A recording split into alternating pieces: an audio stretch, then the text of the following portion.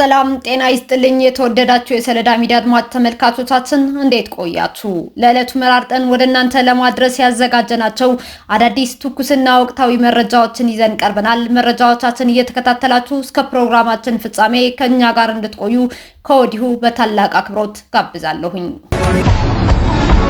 ጀነራል ታደሰ ወረደ ከህወሓት ቡድን ጋር ከስልጣን አልወርድም በሚል ምክንያት ተፋጠው እንደሚገኙ ተገለጸ። የትግራይ ክልል ጊዜያዊ አስተዳደር ፕሬዝዳንት ጀነራል ታደሰ ወረደ መጋቢት 30 2017 ዓ.ም በኢፌድሪ ጠቅላይ ሚኒስትር ዶክተር አብይ አህመድ ከተሾሙ በኋላ የአንድ ዓመት የስልጣን ቆይታቸው ሊጠናቀቅ ቀናቶች በቀሩበት ወቅት በህወሓት ቡድን ከፕሬዝዳንትነታቸው በይፋ መነሳታቸው እንዲሁም የህወሓት ቡድን በጀነራሉ ምትክም ምክትላቸው በመሆን ጊዜያዊ አስተዳደሩ ላይ የነበሩት አቶ አማኑኤል አሰፋ መተካታቸው በትናንትናው ዕለት መዘገባችን ይታወሳል። የዚህ በኢፌድሪ ጠቅላይ ሚኒስትር ዶክተር አብይ አህመድ የተሰጠ ሹመት በመሻር ፕሬዝዳንቱን ለማስነሳት የወሰነው አካል 9 የኮሚቴ አባል ያለው የትግራይ የመኸተ ወይም የሰራዊት ካውንስል ብሎ ራሱን የሚጠራው ቡድን መሆኑም ታውቋል። 9 የኮሚቴው አባላትም ዶክተር ደብረጽዮን ገብረ ሚካኤል በሰብሳቢነት፣ ጀነራል ታደሰ ወረደ ምክትል ሰብሳቢ፣ ፈትለወርቅ ገብረ እግዚአብሔር ወይም ሞንጆሪኖ አባል፣ አቶ አማኑኤል አሰፋ አባል፣ ጀነራል ፍስሐ ማንጁስ በአባልነት፣ ጀነራል ኃይለ ስላሴ ግርማይ ወይም ወዲም በይተይ በአባልነት፣ አቶ አብርሃም ተከስተ በአባልነት፣ ጀነራል ምግባ ኃይለ በአባልነት እንዲሁም ጀነራል ዮሐንስ ወልደ ጊዮርጊስ ወይም ጆን መዲድ በአባልነት የሚገኝበት መሆናቸውና ጀነራል ታደሰ ወረደ ከስልጣን እንዲወርዱ በአብላጫ ድምጽ መወሰናቸው ነው የተሰማው።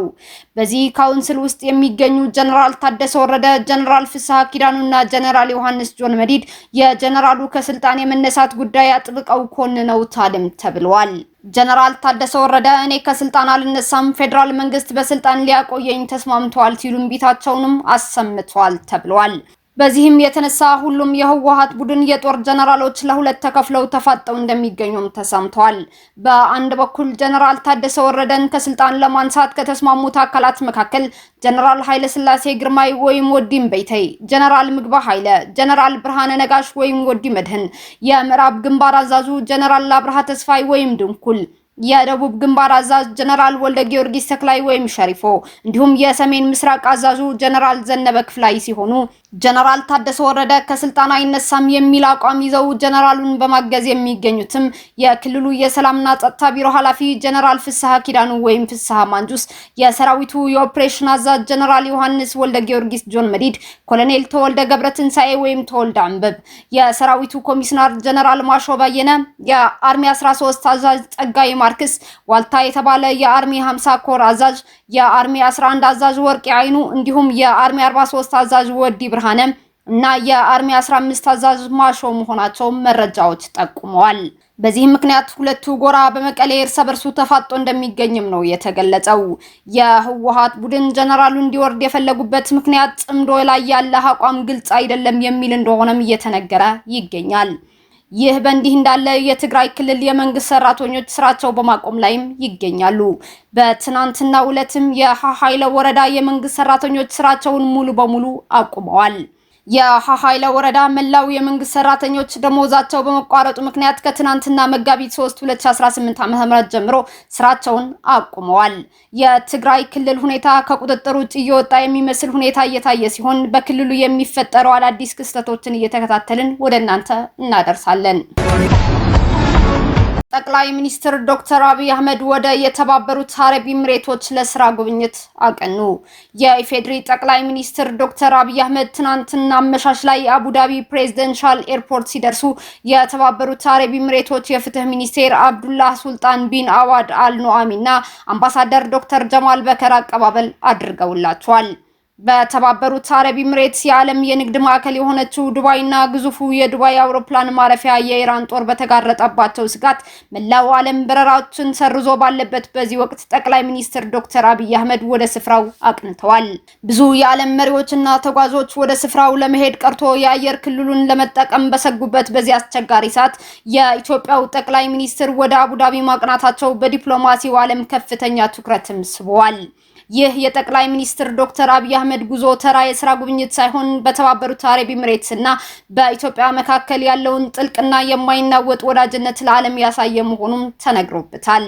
ጠቅላይ ሚኒስትሩ ከፕሬዝዳንት ሼክ መሐመድ ቢን ዛይድ አል ናህያን ጋር በሚያደርጉት ቆይታ በሁለቱ ሀገራት የሁለትዮሽ ግንኙነትና ቀጠናዊ ጉዳዮች ላይ እንደሚመክሩም ይጠበቃል። የኢትዮጵያ መሪ በዱባይ መገኘታቸው ለኢሚሬትስ ህዝብና መንግስት ትልቅ የሞራል ድጋፍ እንደሚሆንም ተገልጿል። የኢፌዴሪ ጠቅላይ ሚኒስትር ዶክተር አብይ አህመድ ዓለም በጦርነት ስጋት የፈራትን ዱባይን የረገጡት ብቸኛው መሪም አድርጓቸዋል። በጋሞ ዞን በደረሰው አሰቃቂ የመሬት መንሸራተት የሟቾች ቁጥር 70 ደረሰ። የህዝብ ተወካዮች ምክር ቤት አፈ ጉባኤ ታገሰ ጫፎ በስፍራው ተገኝተው ተጎጂዎችን አጽናንተዋል።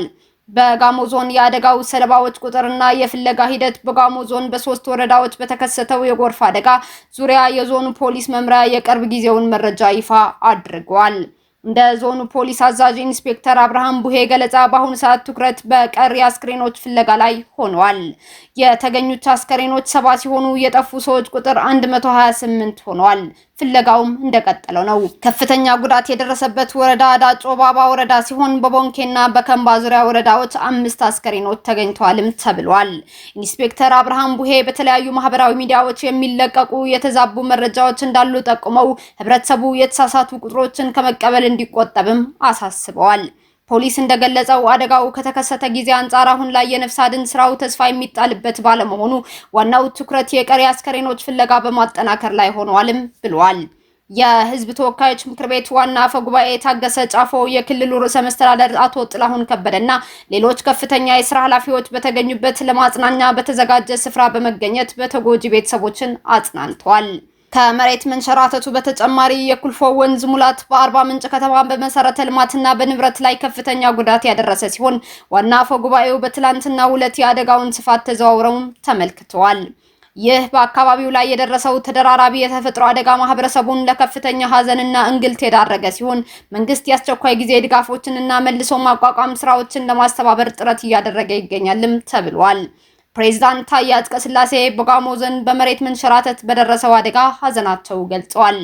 የኢፌዴሪ ፕሬዝዳንት ታዬ አጽቀሥላሴ በደቡብ ኢትዮጵያ ክልል ጋሞ ዞን ጋጮ ባባ ወረዳ ላካ ቀበሌ በተከሰተው የመሬት መንሸራተት አደጋ በዜጎች ላይ በደረሰው የህይወት መጥፋትና መፈናቀል የተሰማቸው ጥልቅ ሀዘን ገልጸዋል። በአደጋው ህይወታቸውን ላጡ ወገኖች፣ ለሟች ቤተሰቦች፣ ለወዳጅ ዘመዶቻቸው ልባዊ መጽናናትም ተመኝቷል።